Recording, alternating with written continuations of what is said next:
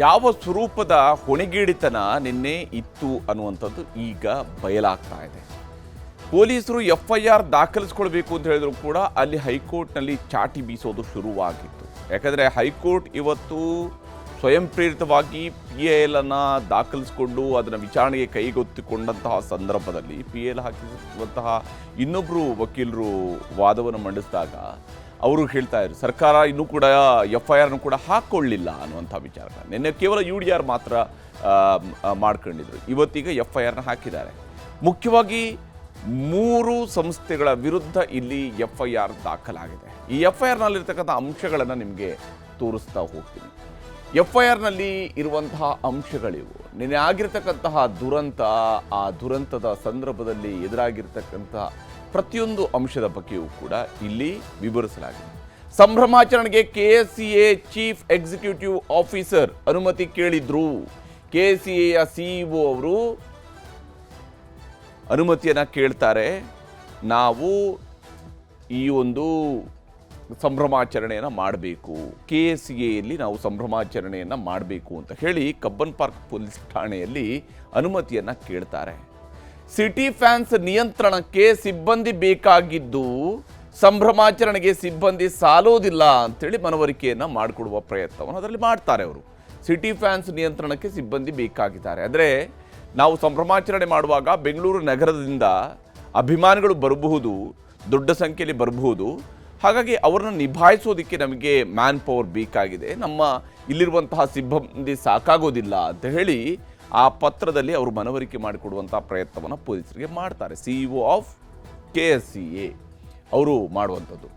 KSCA executive officer ಮನವಿ ಒಪ್ಪದೆ ಅನುಮತಿಯನ್ನು ನಿರಾಕರಿಸಿದ್ದೆವು. ಇದು ಬಹಳ ಮುಖ್ಯವಾದಂಥ ಪಾಯಿಂಟ್.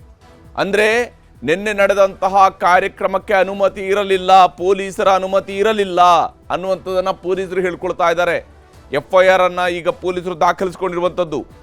ಅವರ ಪ್ರಕಾರ KSCA ಎಕ್ಸಿಕ್ಯೂಟಿವ್ ಆಫೀಸರ್ ಅವರ ಮನವಿಯನ್ನು ಅವರು ಒಪ್ಪಿಲ್ಲ. ಈ ಸಂಭ್ರಮಾಚರಣೆಗೆ ನಾವು ಪೊಲೀಸರನ್ನು ಕೊಡೋದಕ್ಕೆ ಸಾಧ್ಯ ಆಗೋದಿಲ್ಲ ಅಂತ ಅವರು ಹೇಳಿಕೊಂಡಿದ್ದಾರೆ, ಅನುಮತಿಯನ್ನು ನಿರಾಕರಿಸಿದಾರಂತೆ. ಇದು FIRನಲ್ಲಿ ಉಲ್ಲೇಖ ಆಗಿರ್ತಕ್ಕಂಥ ಅಂಶ. ಅಂದರೆ ಒಂದು ಅನುಮತಿ, ಪ್ರಾಪರ್ ಆಗಿರ್ತಕ್ಕಂಥ ಅನುಮತಿಯೂ ಇಲ್ಲದೆ ವಿಜಯೋತ್ಸವವನ್ನು ಹೇಗೆ ಆಚರಿಸಿದ್ರು, ಅದರಲ್ಲಿ ಸರ್ಕಾರದ ಪ್ರಮುಖರು ಕೂಡ ಹೋಗಿ ಹೇಗೆ ಭಾಗಿಯಾದರು ಅನುಮತಿ ರಹಿತ ವಿಜಯೋತ್ಸವದಲ್ಲಿ. KSCAಯಲ್ಲಿ ನಡೆದಿರ್ತಕ್ಕಂತಹ IPL ಕಪ್ ಗೆದ್ದಿರುವಂತಹ RCBಯ ವಿಜಯೋತ್ಸವದಲ್ಲಿ ಹೇಗೆ ಭಾಗಿಯಾದರು, ಅನುಮತಿಯನ್ನು ನಿರಾಕರಿಸಿದ್ದಾರೆ. ಅನುಮತಿ ಇಲ್ಲದಿದ್ದರೂ RCB ಫ್ರಾಂಚೈಸಿಯವರಿದ್ದಲೇ ಫ್ಯಾನ್ಸ್ಗೆ ಆಹ್ವಾನ ಹೋಗಿದೆ.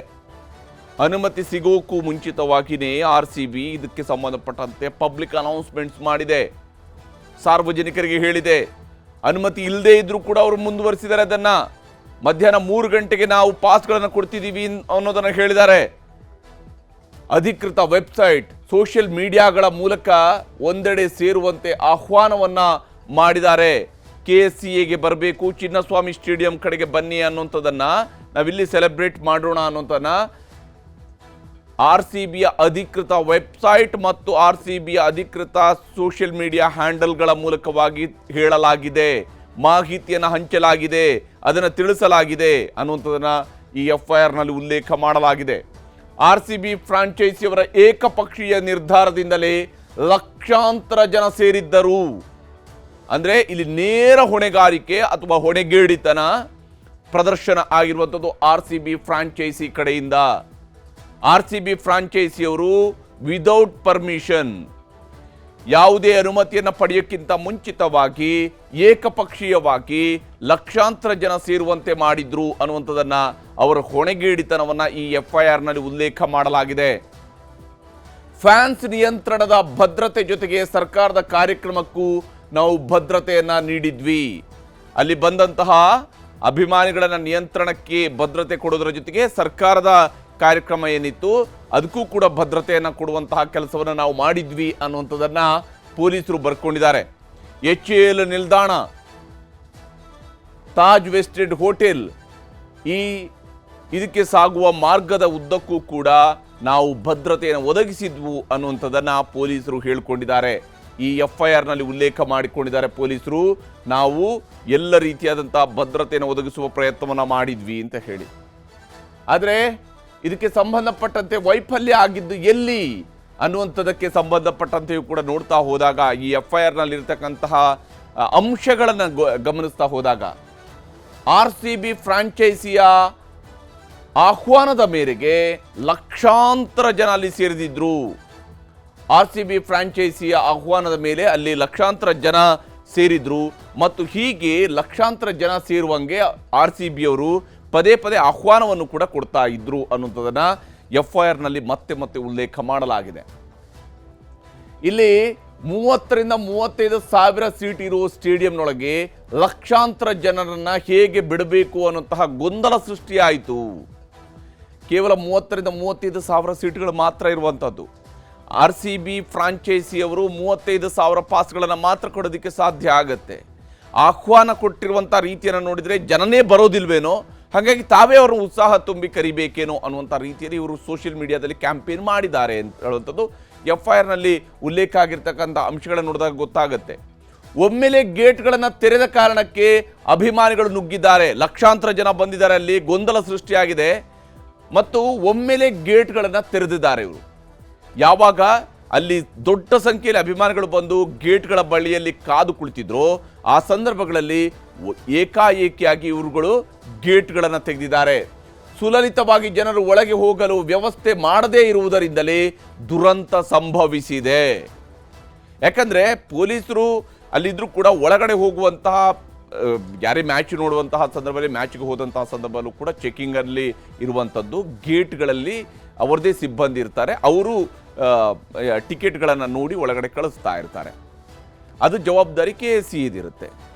ಆದರೆ ಅಲ್ಲಿ ಅವರು ಏಕಾಏಕಿ ಗೇಟನ್ನು ಓಪನ್ ಮಾಡಿದ್ದಾರೆ, ಹೀಗಾಗಿ ನೂಕಲಾಗಿದೆ. ಪದೇ ಪದೇ ಉಚಿತ ಪಾಸ್ಗಳನ್ನು ಗೇಟ್ಗಳಲ್ಲಿ ನೀಡುವುದಾಗಿ ಕೂಡ RCBಯಿಂದ ಸೋಷಿಯಲ್ ಮೀಡಿಯಾದಲ್ಲಿ ಪ್ರಕಟಗೊಂಡಿದೆ. ಅಂದರೆ ಯಾರಿಗೆ ಅಲ್ಲಿ ರಿಜಿಸ್ಟ್ರೇಷನ್ ಮಾಡಿಸ್ಕೊಳ್ಳೋಕ್ಕೆ ಆಗಿಲ್ವೋ ವೆಬ್ಸೈಟಲ್ಲಿ, ಅಂಥವ್ರಿಗೆ ಗೇಟಲ್ಲೂ ಕೂಡ ನಿಮಗೆ ಟಿಕೆಟ್ ಸಿಗುತ್ತೆ, ನಿಮಗೆ ಪಾಸ್ ಸಿಗುತ್ತೆ ಅನ್ನೋಂಥದ್ದನ್ನು ಇವರು ಪದೇ ಪದೇ ಹೇಳ್ತಾ ಹೋಗಿದ್ದಾರೆ. ಅಂದರೆ ಜನ ಹೆಚ್ಚು ಹೆಚ್ಚು ಸಂಖ್ಯೆಯಲ್ಲಿ ಬರುವಂಗೆ ಮಾಡಿರುವಂಥದ್ದು ಕೂಡ RCBಯ ಈ ರೀತಿಯಾದಂಥ ಸೋಷಿಯಲ್ ಮೀಡಿಯಾ ಕ್ಯಾಂಪೇನ್ ಅನ್ನುವಂಥದ್ದನ್ನು ಹೇಳ್ತಾ ಇದ್ದಾರೆ. ಪೊಲೀಸರು ಮುನ್ನೆಚ್ಚರಿಕೆ ಕ್ರಮ ತೆಗೆದುಕೊಂಡಿದ್ದರಿಂದ ಇನ್ನೂ ಹೆಚ್ಚಿನ ಅನಾಹುತವನ್ನು ತಪ್ಪಿಸಲಾಗಿದೆ. ಪೊಲೀಸರು ಇರುವಂತಹ ಸಂದರ್ಭದಲ್ಲಿ ಸಾಧ್ಯವಾದಂಥ ಮಟ್ಟಿಗೆ ಮುನ್ನೆಚ್ಚರಿಕೆ ಕ್ರಮ ತೆಗೆದುಕೊಂಡಿದ್ದರಿಂದಾಗಿಯೇ ಈಗ ಇದಕ್ಕಿಂತ ದೊಡ್ಡ ದುರಂತ ಸಂಭವಿಸೋದಕ್ಕೆ ಸಾಧ್ಯ ಇತ್ತು, ಅದನ್ನು ತಡೆಯಲಾಗಿದೆ ಅಂತ ಹೇಳಿದ್ದಾರೆ. RCB, KCA ಮತ್ತು DNA ಮ್ಯಾನೇಜ್ಮೆಂಟ್ನ ನಿರ್ಲಕ್ಷ್ಯದಿಂದಲೇ ಈ ದುರಂತ ಸಂಭವಿಸಿದೆ ಅನ್ನುವಂಥದ್ದನ್ನು ಇಲ್ಲಿ ಪೊಲೀಸರು ದಾಖಲಿಸಿರುವಂಥ FIRನಲ್ಲಿ ಉಲ್ಲೇಖ ಆಗಿದೆ. ಪೊಲೀಸರು ಹಾಕಿದ್ದ ಬ್ಯಾರಿಕೇಡ್ಗಳನ್ನು ಮುರಿದು ಒಳನುಗ್ಗುವುದಕ್ಕೆ ಅಭಿಮಾನಿಗಳು ಕೂಡ ಪ್ರಯತ್ನ ಪಟ್ಟಿದ್ದಾರೆ ಅನ್ನೋದನ್ನು ಈ FIRನಲ್ಲಿ ಉಲ್ಲೇಖ ಮಾಡಲಾಗಿದೆ. ಪೊಲೀಸರು ಮೈಕ್ನಲ್ಲಿ ನೀಡ್ತಾ ಇದ್ದಂತಹ ಸಲಹೆಗಳನ್ನು, ಅಂದರೆ ನೀವು ಬರಬೇಡಿ, ಇಲ್ಲಿಗೆ ಬರಬೇಡಿ, ಒಳಗಡೆ ಜಾಗ ಇಲ್ಲ, ತುಂಬಿ ಹೋಗಿದೆ, ದಯವಿಟ್ಟು ಇಲ್ಲಿಂದ ಮುಂದಕ್ಕೆ ಹೋಗಿ, ಈ ರೀತಿಯಿಂದ ಅನೌನ್ಸ್ಮೆಂಟ್ಗಳನ್ನು ಮಾಡಿದರೂ ಕೂಡ ಪೊಲೀಸರ ಸಲಹೆಗಳನ್ನು ಧಿಕ್ಕರಿಸಿ ಪೊಲೀಸರನ್ನೇ ತಳ್ಳಿ, ಅದರಲ್ಲಿ ಒಂದಿಷ್ಟು ಮಂದಿ ಪೊಲೀಸರಿಗೂ ಕೂಡ ಗಾಯ ಆಗಿದೆ, ಅವರನ್ನು ತಳ್ಳಿ ನುಗ್ಗಿದ್ದಾರೆ ಅನ್ನೋಂಥದ್ದು ಕೂಡ ಈ FIRನಲ್ಲಿ ಉಲ್ಲೇಖ ಆಗಿದೆ. FIR ಮೂಲಕವಾಗಿ ಈಗ 3 ಬಹಳ ಮುಖ್ಯವಾಗಿ ಆರೋಪಿ ಸ್ಥಾನದಲ್ಲಿ ನಿಲ್ಲಿಸಲಾಗಿದೆ. ಕಠಿಣ ಸೆಕ್ಷನ್ಗಳನ್ನು ಕೂಡ ಹಾಕಲಾಗಿದೆ.